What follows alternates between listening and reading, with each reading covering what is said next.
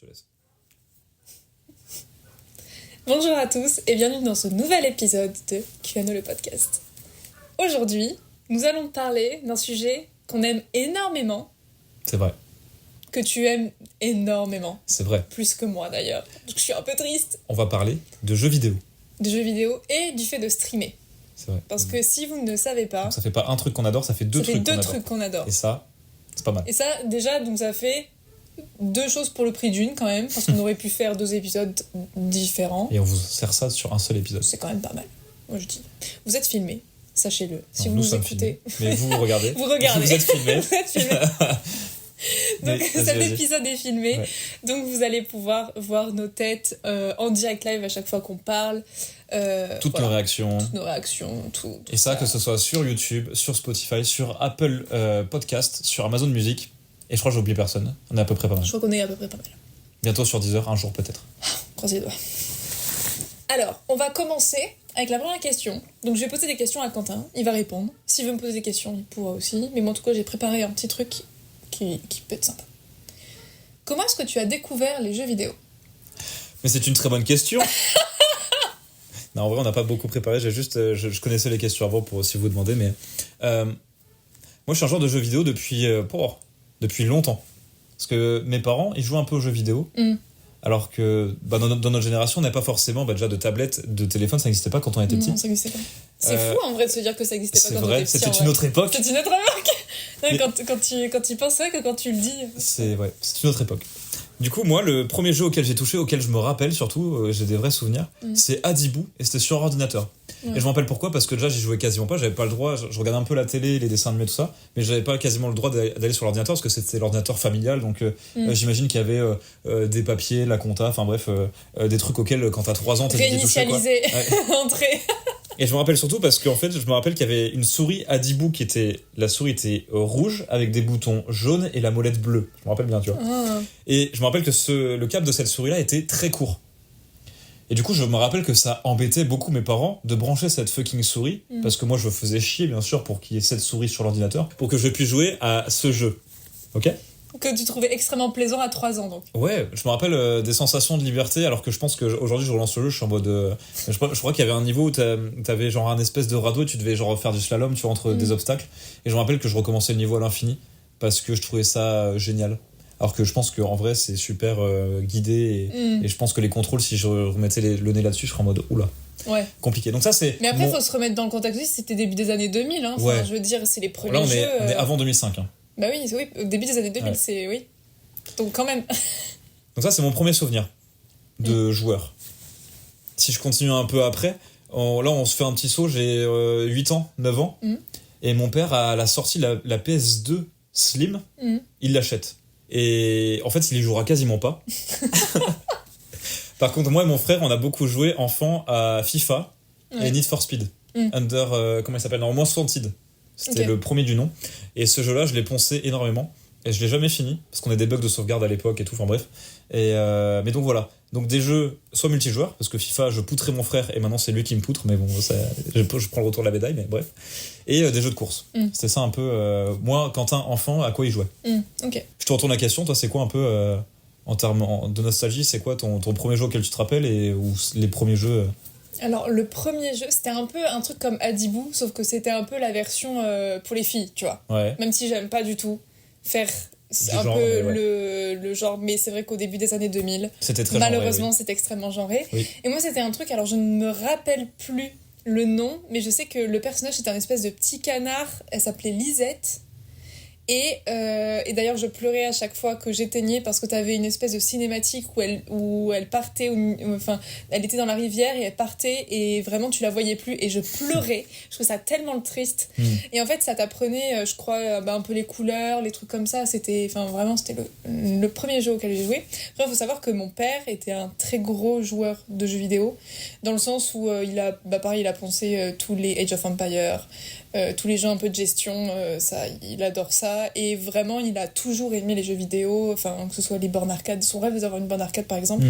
Et du coup en fait avec mon frère on a quand même vachement baigné là-dedans, et après j'ai eu mes premiers jeux PC à moi, Donc c'était des jeux Barbie, parce que j'adorais Barbie, et il me les a ressortis l'autre jour. Il m'a dit au fait regarde ce que j'ai retrouvé au garage, et mais je me rappelle les même plus, j'ai au moins 6 ou 7 jeux Barbie. Mais je me rappelle qu'ils étaient trop bien, et je serais hyper curieuse de les relancer, avec la nostalgie du coup, pour voir à quoi ils ressemblent. Moi j'ai fait ça avec un jeu sur PS2 qui s'appelle Hugo Canon Cruise. C'est un jeu qu'on adorait parce que déjà mon petit frère s'appelle Hugo, donc big up à lui s'il nous écoute ou s'il nous regarde.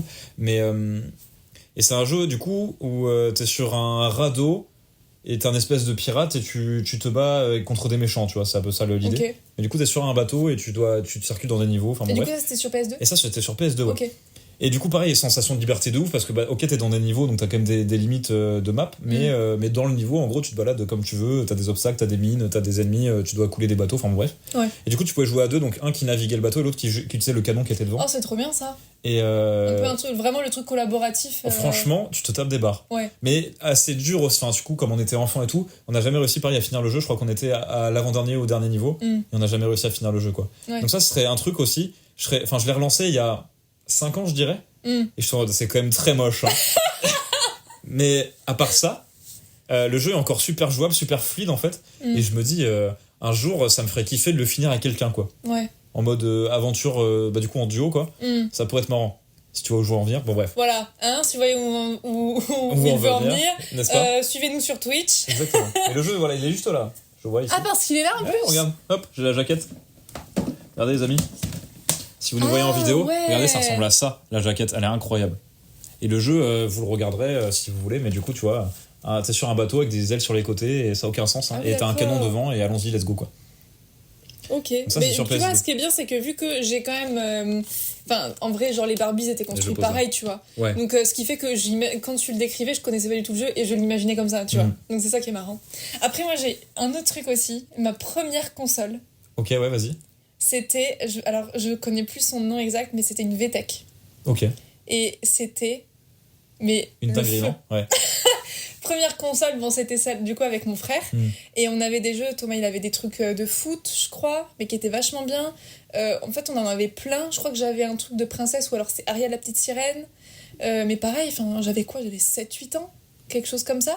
Et la manette c'était une espèce de patte de chat ou d'ours, je sais pas quoi, et à côté avec un gros bouton, et en fait c'était un peu la manette joystick, tout ça. Et l'autre jour je l'ai vu, je sais pas si tu te rappelles quand on était au truc d'occasion, le magasin d'occasion là-bas, il y avait un exemplaire, et je t'avais dit mais ça c'est ma première console, et je me rappelais plus, et on avait je sais pas combien de jeux, et t'avais la console du coup qui était un espèce de cube, tu l'ouvrais et tu rangeais les jeux dedans. Et franchement elle était trop belle, elle était violette et orange, donc c'est pour ça, si vous me connaissez, je pense que mes mélanges de couleurs douteux, ça vient de là. Ça vient au moins de là. Mais du coup, franchement, elle était trop bien, et je sais pas si mes parents, ils l'ont pas vendue. Je me rappelle plus. Il faudrait que je demande à mon père, parce que ça, pareil, ça peut être marrant de voir la tronche des jeux, et vraiment de voir... je crois qu'il y avait un truc du Roi Lion aussi, un jeu sur le Roi Lion. Oh, je sais plus. Mais il y avait plein de trucs, c'était trop bien. Mais ça, du coup, c'était mes premières expériences. C'est assez stylé. Non, il y a un jeu qui m'a marqué aussi. Ah, dis-moi. Zoo Tycoon 2. Ah oui, quand même. Donc jeu de gestion de zoo. Bah ouais, ça pareil, c'est mon père qui me l'a fait découvrir. Sur ordi ? Sur ordinateur. Et vraiment, ça, c'est un truc qui est super vieux aussi. Hein. Enfin, je sais pas, j'ai commencé à y jouer, j'avais quoi, 8 ans, 9 ans peut-être, un truc comme ça. Donc le jeu, il a au moins 15 ans maintenant. Facile. 15 ans. Facile. Ouais, 15 ans. 15 ans. 15 ans, ouais.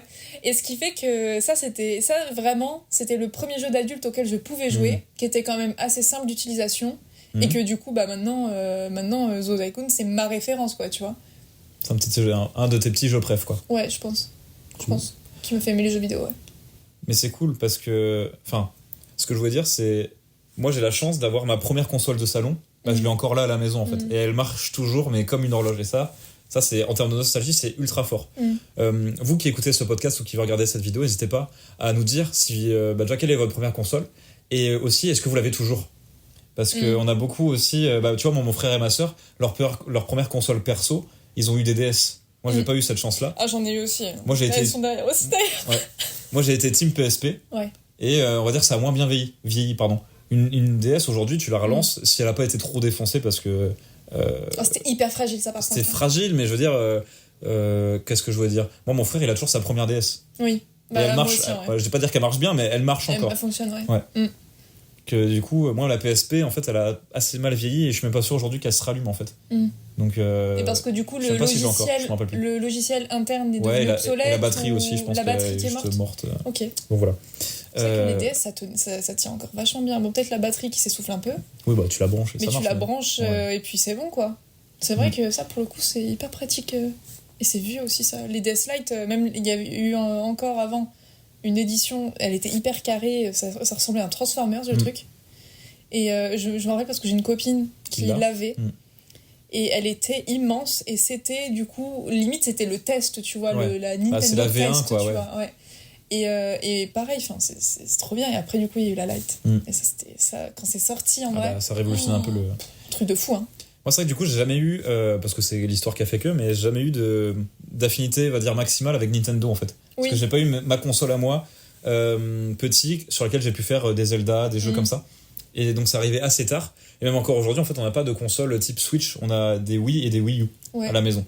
Ce qui fait que moi, par contre, ça m'intéresse de ouf de faire un Zelda TOTK, enfin, du coup, le dernier Zelda qui est sorti, par exemple. Des jeux comme ça.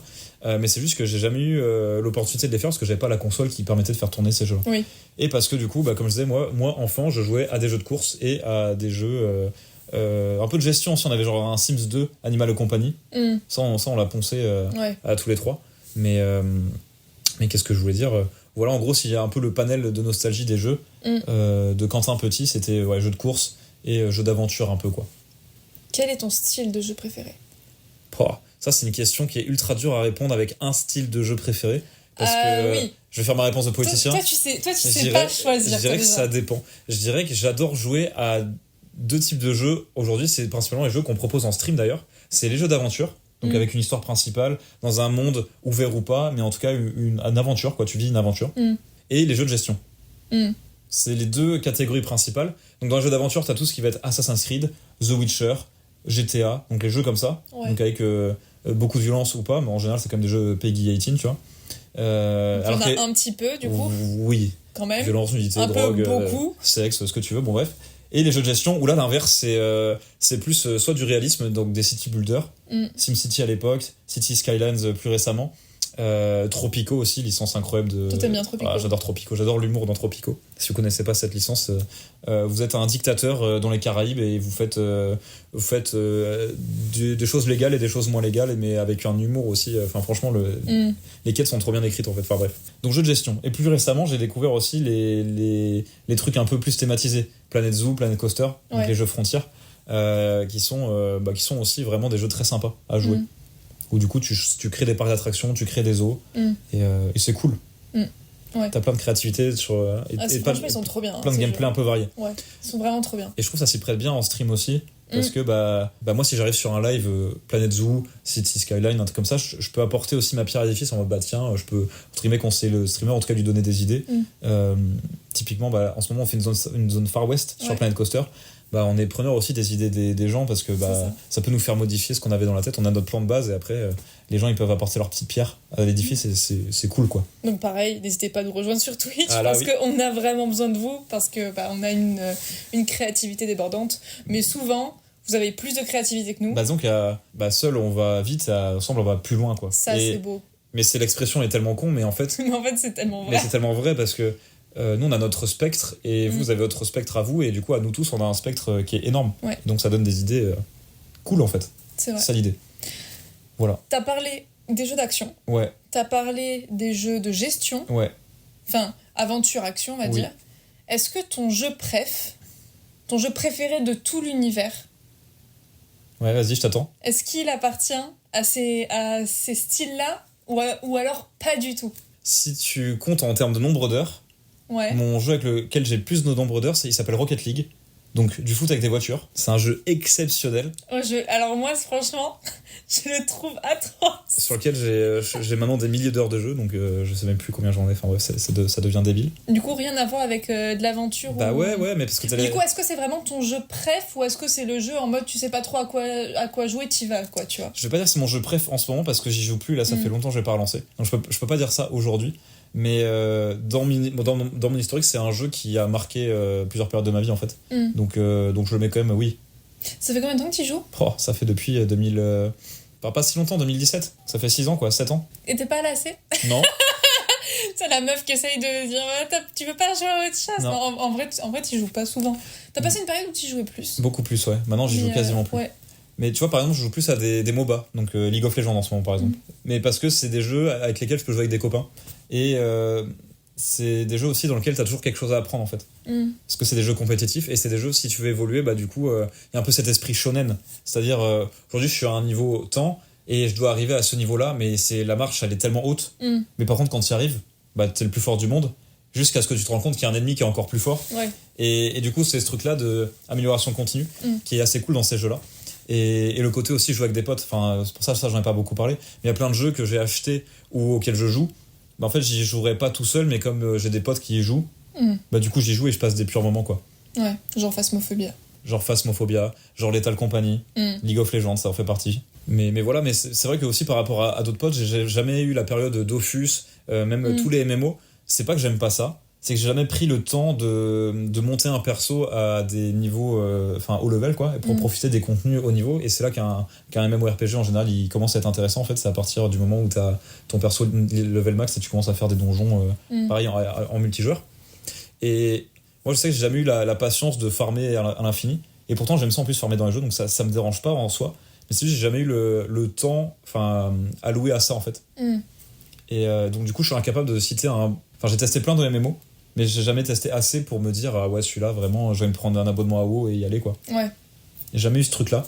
Mais par contre, j'adore. Je trouve que c'est des jeux avec beaucoup de cohérence dans l'univers, avec des possibilités de gameplay qui sont monstrueuses, et avec souvent des innovations un peu cool en plus. Mais par contre, le temps, quoi. Le temps qu'il faut. Et voilà, je suis pas ce gamer-là qui va passer ses nuits entières à farmer des minions ou d'autres. Ou faire d'autres livraisons FedEx pour monter son personnage. Donc voilà le type de joueur que je suis un peu. Et on oublie de dire aussi, mais du coup, j'ai commencé par des jeux de course avec Need for Speed Most Wanted. Après, on est passé sur Xbox un peu plus tard. Et Xbox One, qu'on a d'ailleurs, regardé, elle est juste ici. Et on a eu beaucoup de jeux, par exemple Forza. Nous, on était Team Forza plutôt que Gran Turismo parce que Xbox fait que. Et j'ai alors que nous, on était sur PS, donc du coup, Gran Turismo. Et si tu cumules en fait toutes les heures que j'ai sur des jeux comme Forza, Horizon, Motorsport, pareil, sur des. Comment ça s'appelle, les jeux F1 aussi. Oui. À tout cumuler, je dois avoir en tout 5000 heures de jeu, c'est un peu débile. Même encore plus que ça, je pense, parce que si tu comptes Most Wanted, le premier du nom, je pense que. Mais t'es très voiture aussi. T'aimes bien la F1 aussi, t'aimes bien. Ouais. Donc, du coup, les jeux de course, mais par contre, les jeux de course, c'est marrant, j'y joue pas du tout à plusieurs, j'y joue pas du tout. J'ai des périodes en fait où je vais vraiment farmer les jeux de course à fond, et d'autres où je vais plus du tout y jouer. Voilà, et je finirai cette liste très exhaustive avec un jeu qui est dans mon cœur parce que je le trouve très marrant, mais je prends plus le temps d'y jouer. Il s'appelle Farming Simulator. Et c'est vrai que c'est un jeu de fou, mais parce que il est vraiment bien fait. Dans mon histoire, j'aurais voulu être agriculteur et j'ai jamais pu le faire, donc c'est un peu la revanche de se dire je vais monter ma ferme et je vais être productif, je vais être rentable et tout. C'est la vie voilà. Par procuration. Exactement. Voilà. Ok. C'est quoi ta découverte récente? Ouais. Mais là, tu vois, une super bonne découverte, quoi. Récente, et qu'on fait en stream d'ailleurs, je veux dire Red Dead Redemption 2. Ouais. Parce que, découverte oui et non, parce que je savais que c'était un excellent jeu, mais j'avais jamais mis mes mains dessus. Oui. Et maintenant que j'y joue, mais c'est incroyable, le sens du détail de ce jeu, c'est incroyable. Je vais juste dire incroyable. Que ce soit dans la qualité du monde, la qualité de l'histoire, les personnages, comment ils réagissent les uns avec les autres, tout est logique en fait. Ouais. Et c'est impressionnant. La physique du jeu aussi, tu prends des claques dans à peu près tous les aspects. Et c'est pour ça que j'aime bien les jeux Rockstar, parce qu'ils sont marrants et t'as de l'histoire de ouf, quoi. Et ça, ils t'emmènent avec eux. En fait, ils prennent ta main, ils te disent viens mon grand, je vais te faire vivre une aventure. Et ça, c'est cool, quoi. Ok. Mais là, on va passer sur le thème du streaming. Mais parce non. Que... Si, ça y est, les questions, elles arrivent. Attends, juste... D'ailleurs, j'en profite, Red Dead Redemption 2, c'est tous les mardis, donc n'hésitez pas à venir nous voir, bien sûr, en stream. Vous pouvez aussi participer à l'aventure, d'ailleurs, parce que des fois, on s'est retrouvé à faire des quêtes improbables. Le jour, on était avec des membres du Ku Klux Klan. Et ça parce que... ne le faites pas de chez vous. Ça parce qu'un viewer nous a demandé de passer par un chemin, il savait pas non plus, mais on est passé par un chemin qu'on n'aurait pas dû, du coup, incroyable. On fait des trucs... Du coup, ça a brûlé des choses... Oui, il y a un mec qui a fini brûlé dans l'histoire, mais ça, vous pourrez regarder... C'est Red Dead Redemption. Oui, exactement. 2. Allez regarder les replays, d'ailleurs, ils sont dispo sur YouTube. Donc, QNO replays sur YouTube. Donc du coup, là, la question du streaming, qu'est-ce qui t'a donné envie de streamer? Parce que du coup, je remets dans le contexte, nous streamons tous les deux depuis fin septembre, Oui. mais Quentin... Il y a un mais. Mais il y a un mais. Mais il y a un mais. Il y a un mais. Quentin a déjà streamé tout seul il y a quelques années, pendant, pareil, quelques mois, quelques années, je sais pas trop. Je dirais 1 an et demi, en tout. Et du coup, voilà, qu'est-ce qui t'a donné envie de streamer au début et qu'est-ce qui t'a après redonné envie de streamer pour QNO du coup? C'est une très bonne question. Mais vraiment, on dirait que je suis totalement étrangère au projet, ça me termine. Je vais te retourner la question après. Moi, ce qui m'a intéressé tout de suite dans le streaming, c'est de créer un environnement, une communauté autour d'un truc. Bon, nous, on fait pas mal de jeux vidéo, donc pour l'instant, c'est du gameplay. Ouais. Donc ça, c'était le premier point. Et le deuxième point aussi, c'était améliorer ma capacité à commenter. En fait, monter en compétence sur l'animation, sur la diction aussi, parce que c'est toujours pas acquis, mais parce que j'articule très mal. Et je parle très vite aussi. Mais j'aimerais bien, à terme, que ça me serve à ça, en fait, pour après faire pourquoi pas d'autres projets où j'utilise ma voix, peu importe. Mais c'était ça un peu l'idée. C'était moi, j'ai toujours été intéressé par la création de contenu. Ça fait longtemps où je me dis, voilà, j'aimerais bien passer ce pas-là. Maintenant, je l'ai fait, donc c'est trop cool. Mais gagner la confiance en soi, pouvoir parler devant une caméra, c'est quelque chose où c'est ultra difficile au début. Mais pareil, de s'entendre, de s'écouter, je pense que tu seras d'accord avec moi. Ouais, au début, c'est... j'aime toujours pas ça, mais à force, on apprend à le tolérer, en fait. Oui. En fait, c'est que tu prends l'habitude de te voir, de t'écouter, mais au final, en fait, tu te dissocies et tu te dis, cette personne-là, c'est pas moi. T'es vraiment spectateur. Je me dis même pas ça. Là, je me dis juste, là, Quentin, t'as dit n'importe quoi. Et là, ça va, c'est à peu près dans le sujet, c'est pas mal, tu vois. Donc, mais vraiment, être objectif un peu sur ma... t'arrives pas à être détaché de... non, je sais que c'est moi, quand même, je me reconnais, quoi. Oui, mais parce que moi, du coup, parce qu'avant QNO, de toute façon, si vous êtes sur YouTube, je pense que vous l'avez certainement remarqué, j'ai une série de vlogs et de vidéos sur Lisbonne, parce que j'y ai habité pendant 6 mois pendant le confinement, pour un stage, et donc, du coup, je documentais ma vie là-bas. Et au début, pareil, ça me faisait trop bizarre parce qu'au départ, c'était un peu pour dire en mode à la famille, je suis vivante, regardez ce que je fais, regardez ce que je vis. Un journal de bord, un peu. Ouais, c'était un peu mon journal de bord. Et au début, j'étais là en mode, donc ça veut dire que pendant 6 mois, je vais entendre ma voix et je vais me voir. En plus, j'avais une estime de moi qui était extrêmement haute à ce moment-là. C'est du second degré, si vous ne voyez pas en vidéo, mais... Donc du coup, ouais. Donc du coup, c'était assez compliqué de me voir en peinture. Déjà, les miroirs, je déteste ça. Et alors là, de me voir vraiment tout le temps à faire du montage, à entendre ma voix qui était un peu comme ça parce que j'étais un peu stressée, c'était insupportable. Et du coup, après, je sais pas, mon cerveau a dissocié le truc et a fait en mode, non, en fait là, limite, tu fais du montage pour quelqu'un d'autre, tu vois. Et ce qui fait qu'au final, j'étais là en mode, vas-y, c'est bon, j'ai pris l'habitude. Et en fait, de mon image, de ma voix, de tout ça, en fait, je m'en fichais à la fin. Au fur et à mesure, je m'en fichais totalement. Et j'étais vraiment détachée de la personne que je voyais, en fait. Alors que c'était moi. Mais... Attends, du coup, on dérive un peu, mais... Et du coup, niveau confiance en toi, du coup, ça va mieux. Grâce un peu à ça aussi, ou pas? Tu dirais pas spécialement grâce à ça? Non. Ok. Parce que moi, ça m'a aidé quand même à prendre confiance en moi. De réussir à animer un stream et que les gens ils restent sur ton stream et qu'ils continuent d'envoyer des messages. Parce que ça montre que t'es assez divertissant, en tout cas assez intéressant pour que la personne ne soit pas en mode pas où je m'en vais. Moi, en fait, j'ai pas ça parce que... Alors, pareil, là, on dérive un petit peu, mais c'est notre expérience aussi sur le stream. Moi, le souci, c'est que je suis très validation par les autres. Oui. J'ai toujours été comme ça, je m'en suis rendu compte il n'y a pas si longtemps que ça.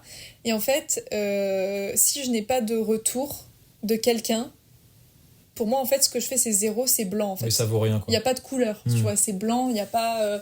c'est pas... je vais pas dire que c'est pas valable, mais tant qu'on me dit pas c'est bien, ou alors même tant qu'on me dit pas il y a des choses à améliorer quand on me dit rien... Tu l'estimes pas, quoi. Je l'estime pas. Ok. Et du coup... Ça, c'est quelque chose, qui te plaît dans le streaming, du coup, c'est d'avoir des gens aussi qui peuvent un peu te valider? Je pense, ouais, un peu. Je pense que ça peut m'aider. Bon, après, on n'en a pas tellement non plus. Mais je pense que ça peut aider, déjà, à prendre confiance en son travail, à pas chercher la validation d'autrui, parce qu'en vrai, je je pense que tu me connais assez et je pense que tu seras d'accord avec moi pour le dire, mais je vis en premier pour moi et pas pour les autres. Et ça, c'est quelque chose, je suis assez, je vais pas dire égoïste, mais j'ai appris à faire la part des choses et à ne pas me laisser submerger par ce que me disent les autres non plus. Mais quand même, dans le travail et même que ce soit dans mes études, dans tout ce que j'ai entrepris, dans les loisirs, tout ça, si j'avais pas un regard sur moi qui me disait c'est bien ce que tu fais ou fais peut-être autrement ou quoi, en fait, pour moi, mon travail ne comptait pas. Ouais. Mais c'est vrai que maintenant, t'as cette mentalité-là, que t'avais sans doute pas avant, et où t'essaies de plus t'en foutre du regard des autres. Ouais. Donc là, c'est là que tu dis, je suis un peu égoïste, mais c'est plus en mode, t'essaies de te détacher du regard des autres, pour que ça ne t'impacte pas négativement. C'est ça. Voilà. Et maintenant, du coup, ça m'impacte plus, mais j'ai l'impression que je travaille pour zéro. Voilà. Les problèmes. Donc vous pouvez me dire que, par exemple, si on me dit, je sais pas, un jour, si on a un hater, que j'envoie un message en mode, c'est vraiment de la merde ce que vous faites, vous ne réussirez jamais et tout. Ce qui sera justifié ou non, mais sans doute. Je lui enverrai certainement un vocal en me disant fais ce qu'on fait et après on en reparle. Oui. Avec un détachement total parce que chacun fait ce qu'il veut. Moi je suis extrêmement heureuse en faisant ça. Mais par contre, c'est vrai que si j'ai pas de validation, je suis en mode ah bon bah du coup mon travail il plaît pas. Mais du coup, il est pas. On me dit pas que c'est de la merde non plus, donc ça veut dire que c'est ok quoi. C'est neutre quoi. Tu vois ce que je veux dire ? Ouais, je vois un peu, ouais. Mais je pense que c'est mes études qui m'ont conditionné comme ça. Mais du coup, alors on n'a pas du tout répondu à la question. C'était quoi la question déjà ? La question c'était qu'est-ce qui t'a donné envie de streamer ? Bah si, créer une communauté et améliorer ma diction. En 2 mots, c'est ça. C'est ça, c'est tout. C'est monter en compétences. Même je dirais monter en compétences d'abord, parce que quand tu streams, tu dois faire. Sachant que toi comme moi on aime bien faire les trucs à la main. Oui. Et même moi ma première bouture de stream c'est moi qui faisais mes overlays, tout était fait maison, encore plus que maintenant, c'était pas très beau d'ailleurs maintenant quand je vois les trucs, mais du coup tant mieux, c'est à dire que ça évolue hein. Quand vous revenez sur un travail que vous avez fait il y a 1 an, 2 ans, 3 ans, comment dire, si vous le trouvez satisfaisant, c'est à dire que potentiellement vous n'avez pas évolué. Et ça c'est dur à entendre. Je sais que c'est dur à entendre, mais du coup si vous arrivez à trouver des trucs qui vont pas, c'est-à-dire que vous avez progressé théoriquement. Déjà, vous avez un esprit critique sur ce que vous faites. Déjà de 1. Déjà, vous avez vous êtes objectif aussi sur votre travail. Et du coup, ça permet que de s'améliorer, en fait. Moi, j'ai pas honte de trucs, j'ai pas honte de ce que j'ai fait avant, mais par contre, j'ai aucun mal à le détruire complètement. Et moi, mes premiers overlays de stream, tu vas voir et tu fais... C'est toi qui as fait ça ? Mais déjà, t'en avais, il y en a qui en ont pas. Bien sûr. Mais c'est pour ça. C'est fait, et une fois que t'as fait, t'as ce qui est bien, ce qui est pas bien. Mais c'est pas grave, ça, c'est juste... Maintenant, c'est mieux que ce que c'était avant. C'est ça le qui est important surtout. Oui. Parce que si c'était pire maintenant qu'avant, c'est chiant, quoi. Bon, bref, peu importe. Mais ouais, moi, si je dois dire vraiment 2 trucs, c'est améliorer mes compétences, autant en termes de graphisme que de montage, parce que j'ai quand même, du coup, l'opportunité de faire pas mal de montage grâce à ça, que de gestion des réseaux sociaux, de régularité, de rigueur, un peu, tout ça. Tous ces trucs où j'ai, dans la vie, pas mal de défauts. Et là, ça permet de travailler dessus pour... pas les effacer, mais en tout cas les atténuer un maximum, les renforcer, que ça devienne plutôt des qualités en fait. Donc voilà, c'est ça en fait, plutôt monter en compétences. Et le truc le plus pratique, c'est du coup parler devant un micro. Oui. Parce que des fois, étant donné qu'on a une toute petite communauté, qu'on n'est pas encore qu'on n'a pas de grosse communauté de construite, des fois on se retrouve avec des lives avec quasiment pas de viewers ou sans viewers, ou des gens qui lurkent, c'est-à-dire qui mettent le stream et qui vont pas forcément interagir. Ça nous oblige nous à animer et faire comme s'il y avait du monde. Ouais. Et ça c'est un travail énorme. Je pense que vous imaginez pas l'énergie que ça demande et la fatigue après chaque stream qu'on a. Et vraiment pendant 1 heure, si on peut être dans le canapé, à être comme ça, à ne pas se parler et à récupérer. Mais on le fait. Bon, on le fait pas parce que du coup, on a aussi à côté, on a du taf, on doit faire plein de trucs, on doit gérer plein de choses et tout. Mais en vrai, personnellement, je ne pensais pas que c'était aussi énergivore. C'est un truc de malade, vraiment alors que pourtant, Dieu sait que je parle, hein. Et que je parle et que je peux partir sur des chemins que personne n'utilisera jamais parce que je m'éparpille dans tous les sens et tout. Mais alors là, je me suis dit, mais attends, donc ça veut dire que déjà pendant 3 heures, parce qu'on stream à peu près 3 heures. Environ, en général, c'est la durée des streams. 2-3 heures. C'est-à-dire qu'il faut rester concentré. Rester concentré sur une tâche pendant plusieurs heures. Et rester concentré sur plusieurs choses, sur ta posture, sur ce que tu dis. Ouais, mais en fait, il y a plein de choses. Et vraiment, c'est chaud, hein, vraiment, c'est un travail. Hein. C'est un travail. De toute façon, c'est un métier, hein, c'est pas pour rien. Non, mais oui. Mais c'est pour ça qu'il y a des gens qui prennent pas spécialement au sérieux. Et en vrai, parce qu'ils ne connaissent pas, et du coup, c'est tout à fait légitime, parce que quand tu ne connais pas, t'as aussi des a priori. Oui, parce que t'as pas envie non plus. Et parce que oui, mais après t'as quand même des dans a ceux priori. qui streament, il y a des gens aussi qui streament pour le plaisir, donc ils s'en foutent. Oui. Ah oui, non, mais tu parles des gens Moi, qui connaissent. Moi, je parle vraiment okay. des gens qui connaissent pas et puis qui vont dire oui, mais du coup, tu fais juste du jeu vidéo sur Internet. C'est vrai. Tu vois, et en vrai, c'est vrai. Oui. Mais en fait, t'imagines pas. Tout le travail qu'il y a derrière, entre guillemets. Quand tu ne sais pas, et en vrai, on a tous des a priori sur les choses, des avis, tout ça.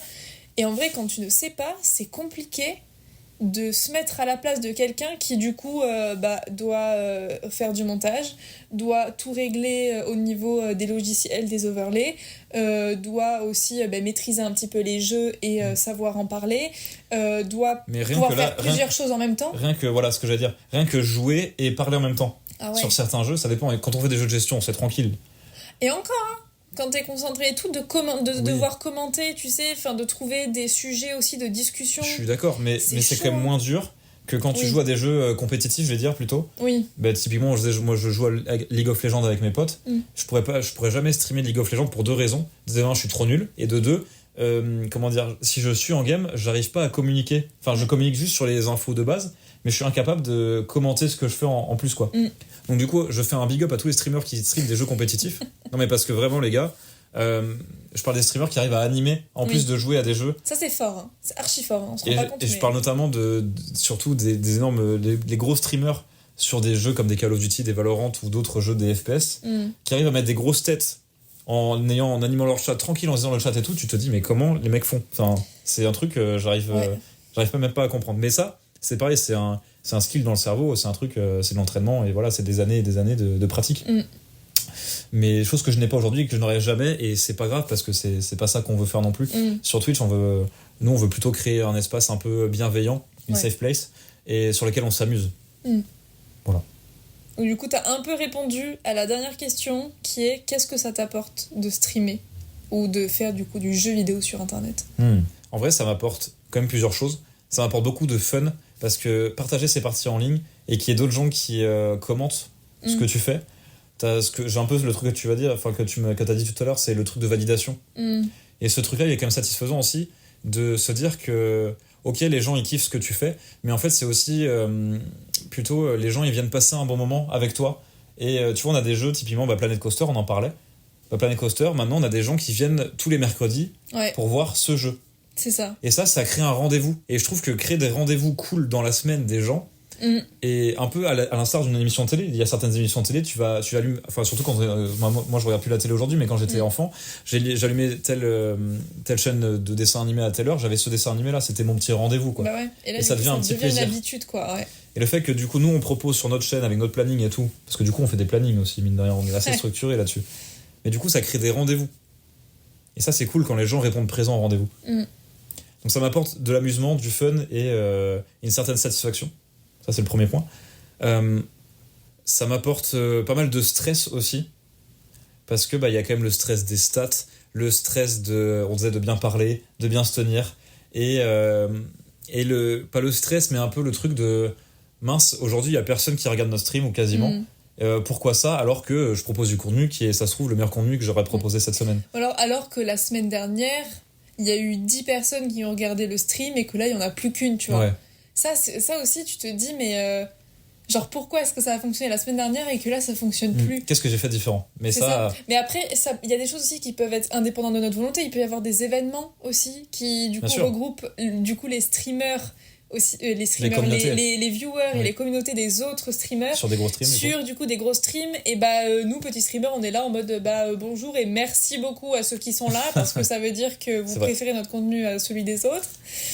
Mais du coup, le dernier truc que je dirais que ça m'apporte, c'est la persévérance. Parce que j'arrêterai pas de streamer, tu vois. J'avais commencé une première fois tout seul, j'avais arrêté. Là, le fait qu'on soit deux et qu'on ait environ 1500 minutes, enfin 1500 idées par minute, c'est ça que je voulais dire. Minutes par idée, lol. Mais du coup, comme on a plein d'idées, on a plein de nouveaux concepts qu'on veut faire. Ouais. Et j'adore être en direct, j'adore partager ma vie en fait. Mon humble vie, parce qu'on fait pas non plus des trucs de ouf tous les jours. Clairement pas. Mais rien que le fait d'être dans la banalité de notre vie assez simple, de partager nos valeurs, du coup, notre façon de voir les choses, et qu'il y a des gens du coup qui accrochent et qui déjà viennent à tous les streams ou qui nous soutiennent régulièrement sur les réseaux sociaux, déjà ça me convainc que j'ai des idées qui sont pas trop connes, peut-être. et qu'en plus les gens ils viennent passer un bon moment quand ils viennent nous voir. Et ça c'est un des trucs les plus importants je dirais. C'est un peu le mot d'ordre que je mettrais derrière notre communauté, c'est juste je veux que les gens ils passent des bons moments ensemble. Ouais, je suis d'accord. Parce que dans la vie aujourd'hui tout est anxiogène, tout est relou. Tout va très vite. Tout va trop vite, il y a des mauvaises nouvelles de partout. Ouais. Donc j'ai envie que quand on vient de voir QNO, c'est une petite bulle d'air, tu vois. Ouais. Un peu d'air frais là. C'est bien le... Tu vois. Truc un peu de chill, un peu cool, et de temps en temps ça part en sucette parce qu'on a des personnalités un peu comme ça. Mais voilà, tu passes un bon moment. Je suis d'accord. Voilà. Je sais pas, toi, qu'est-ce que ça t'apporte le stream? Parce que toi, tu découvres un peu plus que moi. Moi je découvre totalement. Moi, j'avais du coup un peu d'expérience. Toi, t'as découvert ça en septembre là, 2023. Ouais. Bah oui, alors j'ai découvert totalement parce qu'en fait, déjà, faut savoir que je suis extrêmement curieuse de nature et j'aime beaucoup découvrir de nouvelles choses, j'aime beaucoup avoir des nouvelles passions, j'aime beaucoup tout ça. Et je n'avais jamais regardé Twitch. C'est-à-dire que je confondais Twitch et Discord. Ouais. Déjà, je confondais les deux. Et pour moi, ces deux réseaux-là, parce que du coup ce sont des réseaux sociaux, ces deux réseaux-là, c'était vraiment genre la niche du geek. Et un peu sa forteresse, tu vois. Bien gardé donc. Bien gardé et tout, et en mode c'est un peu inaccessible, tu vois. Je n'appartiens pas. Oui, t'es un moldu quoi, t'es vraiment, pas initié du coup. Non. Et après, en toute bienveillance, hein, c'est bien sûr, pas. Mais c'était l'image que t'avais du truc. Mais c'était l'image que j'avais du truc. Mais pareil, parce que moi, le seul jeu vidéo auquel j'avais joué, c'était les Sims 3, et après, du coup, les 4. Mais en fait c'était tout, et puis quelques trucs sur la PS3 et 4, et puis c'est tout. Et j'avais jamais atterri sur Twitch, vraiment c'était hyper obscur pour moi. Et en fait donc du coup pas consommatrice, pas joueuse de jeux vidéo non plus. Et donc pas les codes du tout. Pas du tout les codes. Et Quentin il m'a dit vas-y, on fait un projet, toi t'es plus YouTube, moi je suis plus Twitch, on va apprendre un petit peu des deux mondes, et on va essayer de faire un projet un peu cool. En gros QNO c'était un peu ça de base, et puis c'était l'idée de première, base. Ouais. C'était vraiment d'échanger un peu nos connaissances là-dessus, parce qu'on aimait les plateformes de streaming, d'échange, de vidéos, de tout ça. Et en fait j'ai appris à aimer streamer. Alors je ne suis pas encore consommatrice parce que j'ai du mal à rester déjà concentrée sur un seul truc, toujours.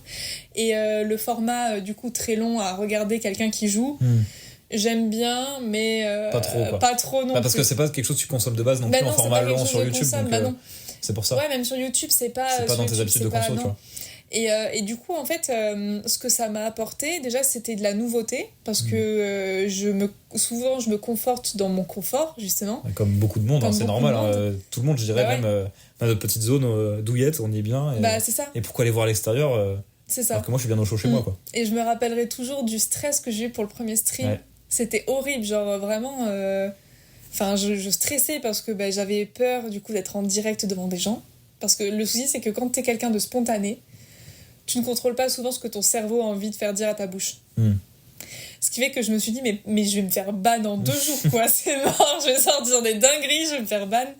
Et en fait pareil, t'as des discussions avec des gens que tu connais pas spécialement, mais moi étant assez quand même timide et n'allant pas, socialement parlant, je n'arrive pas à aller voir les gens en règle générale. En tout cas, la seule personne à qui je peux parler c'est les hôtes et hôtesses de caisse quand on fait les courses. Sinon vraiment j'ai zéro interaction, parce que j'ai peur en fait de l'interaction. Et là les gens me voient, mais moi je vois pas les gens. Et ils envoient des messages. Donc du coup moi je suis polie, je réponds. Non, je rigole. Mais du coup moi je suis contente en fait d'avoir des interactions un peu comme c'était avant dans le Facebook, dans un peu Snap aussi, quand tu tombais sur des gens, tu savais pas trop, tu parlais avec des gens, mais tu sais, t'avais MSN aussi, comme ça. Ouais, j'ai pas trop la ref de la découverte des gens de la même manière, mais... Peut-être plus sur Facebook, genre avec des RPG et tout, tu vois. Moi, j'étais pas mal là-dessus, mais justement pour jouer un rôle et pas parler en mon nom, tu vois. Ouais, tu faisais des trucs comme ça, toi, sur Facebook, dans des groupes et des trucs comme ça. Dans des groupes, dans des groupes sur des pages Facebook. Moi, ça, tu vois, je connais pas non plus. Et ça, mais j'y ai joué assez longtemps, mais parce qu'en fait, j'avais un besoin de social. Mais avec des jeux Facebook aussi, du coup derrière, ou non, c'était plus vraiment... c'était des fictions en fait. Ok. Tu incarnais un personnage. Dans un groupe. C'était du coup, t'avais un profil Facebook. Oh la dinguerie, vas-y. Ouais. Ça, moi, j'ai pas du tout fait ça dans ma vie. Non.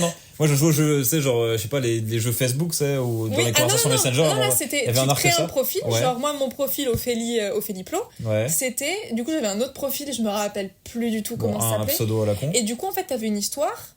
Par exemple, t'étais, j'en sais rien, étudiant dans une université, il fallait que tu résolves un meurtre, des trucs comme ça. Et t'avais des groupes cachés où c'était, par exemple, les pièces de l'université. Ah, ok. Et en fait, à l'intérieur, t'avais les admins qui mettaient les indices au fur et à mesure, et toi, t'enquêtais, tu discutais avec les autres personnes et tout, mais pas en tant que toi, en tant que quelqu'un d'autre, tu vois, en tant qu'une personne fictive. Ok. Pour moi, Facebook, ça a toujours été Tata Janine qui partage la photo de Ah bah non, il y avait les RPG aussi en 2014. Ok. Non, c'était 2012-2013, je sais pas. À l'ancienne, vraiment, j'avais 14-15 ans, un truc comme ça. Ouais, ça fait 2015-2016, 2014-2015. Mais du coup, je retrouvais un peu ça, mais en étant moi-même, tu vois. Du coup, en parlant à des gens qui ont des pseudos, je ne connais pas leur prénom, je ne connais pas leur nom. Tu peux jouer un rôle un peu, quoi, presque. Et tu pourrais jouer un rôle, presque. Tu pourrais jouer un rôle, mais là, du coup, en fait, je trouve que c'est encore plus vrai parce que je suis vraiment moi-même. Tu vois ce que je veux dire ? Alors qu'en fait, avant, tu te crées vraiment une personnalité de personnage, enfin, selon les personnages et tout. Et en fait, c'était un peu mon lien social, tu vois, quand j'étais hyper introvertie et tout, au fin collège, début lycée. Et là, en fait, je retrouve un peu ça. Et donc en fait je suis hyper contente, tu vois, c'est un peu nostalgique aussi d'un truc que je découvre. C'est bizarre quand même. Mais du coup ça m'apporte un peu ce côté-là, donc du coup la curiosité, un peu la nostalgie avec ce genre de truc. Et je pensais jamais faire un parallèle comme ça, mais... moi non plus, voilà. tu vois, tu m'as surprise avec ton histoire de RPG Facebook, là, je l'avais pas celle-là. Mais trop bien. Et du coup ouais, ça m'apporte de la nouveauté, des interactions avec des gens, aussi allouer une partie de la journée à jouer à un jeu vidéo, parce que du coup moi je suis vraiment une hard workeuse de ouf, je pense. Et tu t'arrêterais jamais de bosser, et je m'arrêterai jamais de bosser, et en fait c'est le moment où du coup, alors oui, ça te fatigue énormément et tout, mais tu te décompresses quand même et tu penses pas aux mails que tu reçois, aux clients à traiter, aux machins, aux trucs, et du coup en fait c'est du travail mais sans être trop du travail. Donc ça j'aime bien aussi, cette bulle en fait, tu vois, cette bulle de naturel poussé à l'extrême, parce que du coup on est en direct pendant 3 heures, on peut pas se cacher, tu vois. Moi c'est ça que je trouve génial avec le streaming, c'est que je vais pas dire que t'es obligé d'être naturel, parce qu'il y a des gens qui arrivent très bien à jouer des rôles, il y a aucun souci, tu vois. Mais big up à eux, parce que moi ça je sais pas faire. Mais nous, disons qu'on a décidé en tout cas d'être nature peinture sur notre chaîne, et c'est vrai que vous nous voyez comme on est tous les jours, donc il y a des fois il y a des streams où on est archi joyeux, ça va être trop cool. Et il y a des moments et des fois ça va pas, on va vous dire ça va pas non plus, quoi. Et c'est comme ça, c'est la vie. Mais on force rien. Non, oui, si on n'a pas envie, on fait pas. Par rapport à d'autres créateurs de contenu, c'est pas encore arrivé qu'on annule un stream parce que vraiment on n'était pas dans le mood. Mais ça pourrait. Une fois. C'est peut-être arrivé une fois. Donc ça arrivé une fois au tout début. Au tout début, c'était vraiment dans les premières semaines. Je crois que c'était parce qu'on s'était engueulé, on a dit on peut pas faire ça. C'est possible. Et du coup on a dit vas-y, on dit sur Insta qu'on annule et qu'on voit la semaine prochaine. Et ça nous est arrivé une fois de faire ça. Mais voilà, parce qu'on peut pas faire semblant non plus. C'est ça.